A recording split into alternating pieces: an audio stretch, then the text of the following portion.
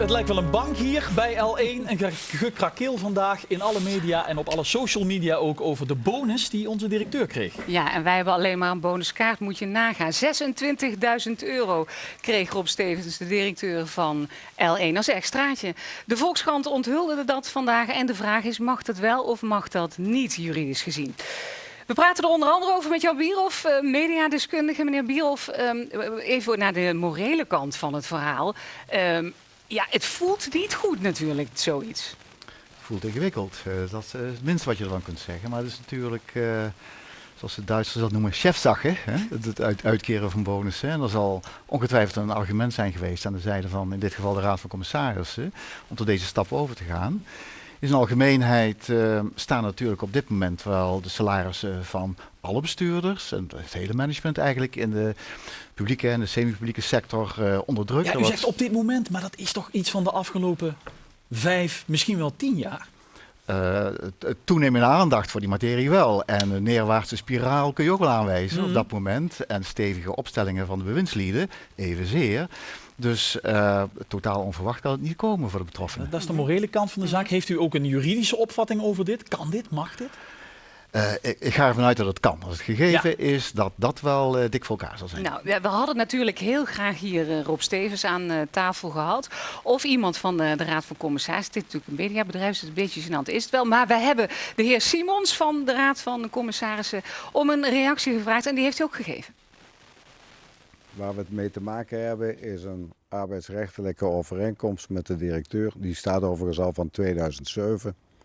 En die bestaat uit een vast deel en een variabel deel. Het is geen bonus, het is een variabel deel. U vindt het kunnen? Ik vind het kunnen.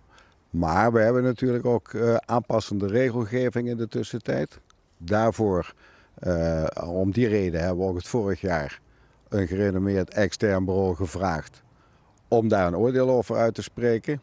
En die zeggen, je zit in een overgangsregime. Je kunt nog een paar jaar die regeling handhaven, maar je zult daar ook op moeten ingrijpen. En dan hebben wij besloten, we wisten het gedurende 2013, dan doen we 2013 nog zoals we het gewend waren. En van 2014 af doen we het anders. Ja, u weet net zo goed als ik dat L1 een bedrijf is dat de laatste jaren alleen maar bezuinigt. Dan kun je dit toch niet maken? Dit kun je gewoon maken. En ik hou me aan de feiten. De feiten zijn de arbeidsovereenkomst. Maar u wist het niet zeker. U noemde het net zelf al, dat externe bureau wordt is ingehuurd om te kijken van, ja, kunnen we dit wel doen? Dus u was niet helemaal overtuigd van het feit of dat wel zo netjes was? Nee, zo is het niet. Er is nieuwe regelgeving. Die nieuwe regelgeving hebben we laten toetsen op de bij ons bestaande verhoudingen om te zien hoe we dat invullen. Los van de regeltjes. Een bedrijf dat bezuinigt. Collega's van mij, freelancers, die minder worden ingezet omdat er geen geld is. En dan gaat er een bonus naar de directeur.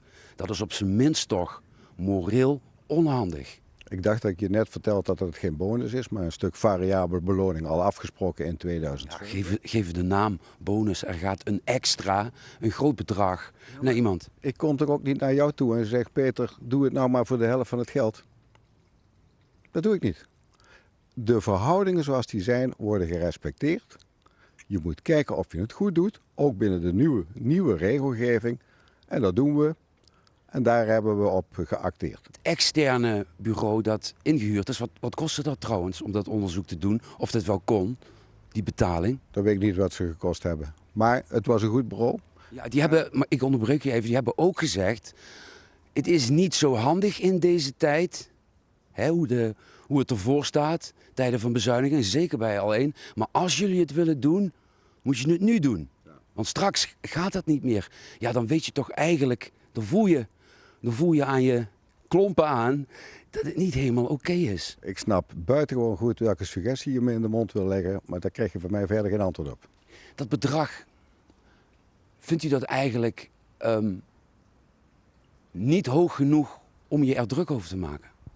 Nee, je mag over elk bedrag druk maken. Maar je moet ook overeengekomen arbeidsrechtelijke verhoudingen respecteren. En het heeft niks met moreel te maken in deze tijd. Dat er gekort wordt, ook op mensen. Ja, nogmaals, je mag me alle andere morele oordelen vragen. Daar ga ik niet op in. Ik hou maar graag aan de feiten. U zou het graag de volgende keer weer doen. Dat weet ik niet. Ja, blijft er toch nog een vraag open. Interessant gesprek. Maar de slotconclusie was toch wel dat dit juridisch gewoon toegestaan is. Sterker nog, er is een bureau ingehuurd, een gerenommeerd bureau heb ik me laten vertellen, om die vraag te onderzoeken of dit überhaupt mag. Nou hoorde ik de vakbond eerder zeggen dat dit niet mag. En de vakbond komt net binnenwandelen. Welkom mevrouw Lopez. Dank u wel. Mag dit nou of mag dit nou niet? Het mag, helaas moet ik erbij zeggen, wel. Maar u Ik riep moet eerst dat het mijzelf- niet mag. Ja, u heeft er helemaal gelijk in. Wij dachten ook dat het niet kon, maar wij hebben het juridisch uit laten zoeken. Uit laten zoeken. Je Dus, kunt gewoon een alinea in die wet lezen en dan staat gewoon dat het mag. Het zijn 2 regeltjes. Je hoeft dat toch niet uit te laten zoeken door een bureau of... Nee, dat klopt. Maar goed, dat hebben ze gedaan. Maar in deze kwestie gaat het er voornamelijk om, denk ik, of het wel of niet mag. Juridisch mag het. Het Oké. klopt. Mhm. Ze mochten het doen. Punt. Dus Moreel, ik zeg er wel heel nadrukkelijk bij, moreel klopt het niet. Zeker in deze tijden. vanmorgen lazen wij in de Volkskrant dat het commissariaat van de media hier nog een onderzoek gaat naar doen. Ja. Blijft dat dan wel doorgaan, dat onderzoek? Ik heb geen contact gehad met het commissariaat. Maar u vraagt ook niet om een onderzoek, begrijp ik. Nee, want nu wij zelf hebben uit laten zoeken door onze eigen juristen dat het mag, heeft het geen zin om een onderzoek in te stellen. In elk geval niet door de NVJ. Dus u trekt er eigenlijk alles in?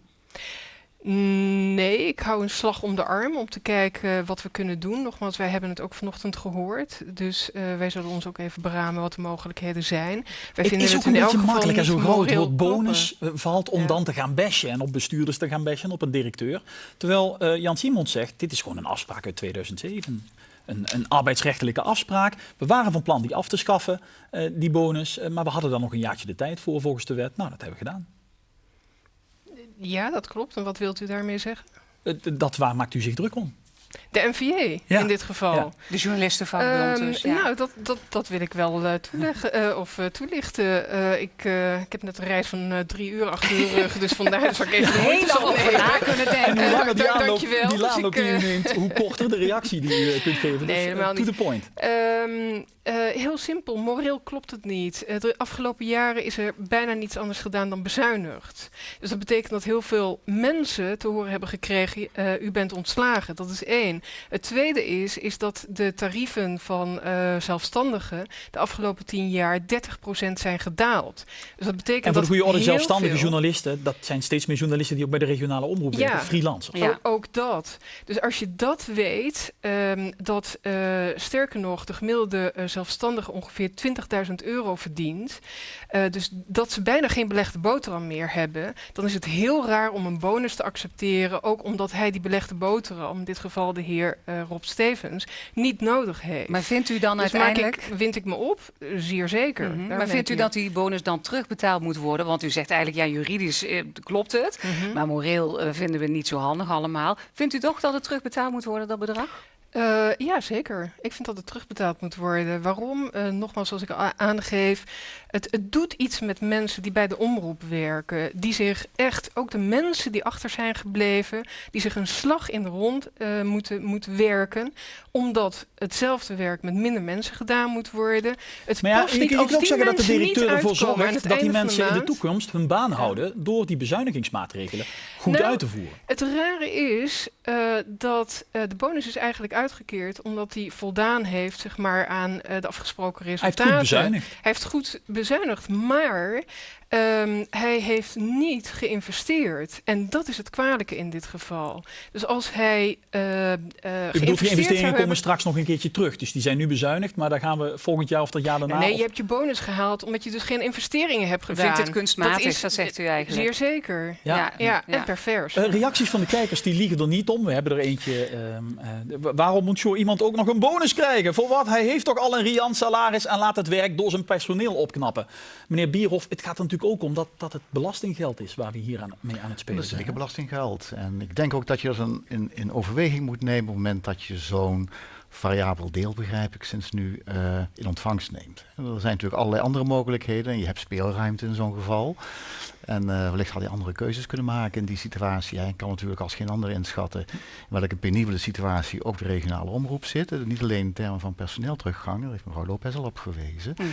Klopt ook op een wonderlijke wijze samen nu met een brief van de staatssecretaris. Die heeft aangekondigd dat naar zijn idee er forse maatregelen getroffen moeten worden. Ook in de sfeer van de regionale omroep. Die naar zijn idee idee aan de bovenkant van de organisatie te zwaar bezet is. Ja. En zou de regionale omroep daar zelf niet Het uitkopen, zal dan dan ook geen neemt hij wel toeval een zijn dat de maatregel. Volkskrant van vandaag met zo'n artikel komt. Want die cijfers liggen al sinds mei, begreep ik, bij het Commissariaat voor de Media. Ah, dat zou kunnen. Ja. Dat wist ik niet. Maar dan U heeft u huiswerk gedaan. ja, dan Ja, wel bestaat niet op zich toen. wachten, dus we hadden wat tijd Wij over. hadden ook extra tijd. Maar inderdaad, u refereert aan die beleidsnota van Sander Dekker die deze week verschenen is. Denkt u dat deze gegevens, juridisch dan wel juist, toch een stok zijn om mee te slaan voor Dekker? Nee, ik denk niet dat hij die stok nog nodig had. Hij heeft moeizaam overleg gehad gedurende 1,5 jaar met de vertegenwoordigers van ook de regionale omroep.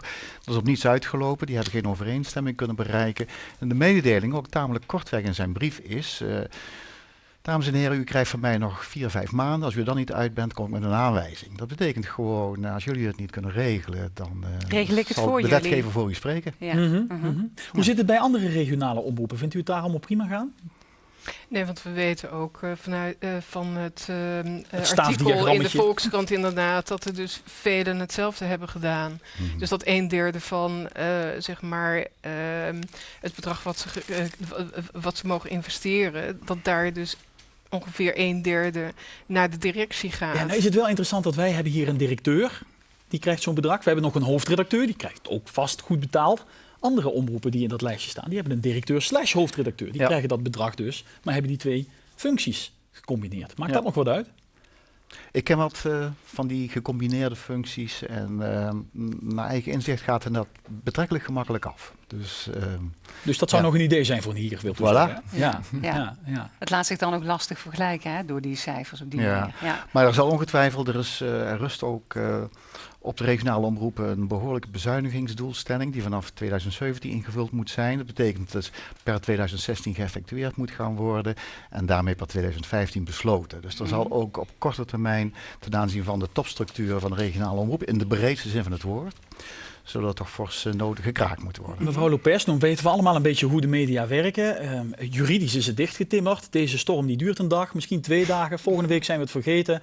En over een maand begint niemand meer over die bonus. En dan, ik bedoel, wat gaat er nu gebeuren? Nou, heel concreet vanuit de NVJ in elk geval zullen wij na de onderzoeken nog eens, we onderzoeken elk jaar zeg maar hoe de tarieven dalen van zelfstandigen. Dus we willen dat heel specifiek gaan onderzoeken voor de freelancers bij de omroep, bij L1. En daarnaast zullen we toch ook wel naar de ondernemingsraad toe ook vragen om een advies goed uit te brengen. En duidelijk te maken, omdat zij dus dat advies mogen uitbrengen. En duidelijk maken dat dit niet kan. Nee, maar die bonus die is uitgekeerd en die wordt volgend jaar niet meer uitgekeerd. Dus ik bedoel, we zijn er toch? Dat zou je denken. Ik vind best wel dat je een voorbeeld mag geven in deze tijden. Dus ik vind eigenlijk, als je dat stormglas wil voorkomen, zorg dat dat teruggestort wordt. Ja, een dringend advies geeft u dan eigenlijk. Investeer het in het bedrijf. Ja, helder. Dit was dan een bonus van €26.000. Camille Eurlings heeft toch een iets riantere bonus gekregen? Ja, maar we moeten toch een klein beetje medelijden met Dat wel. Camille hebben. Kijk maar mee.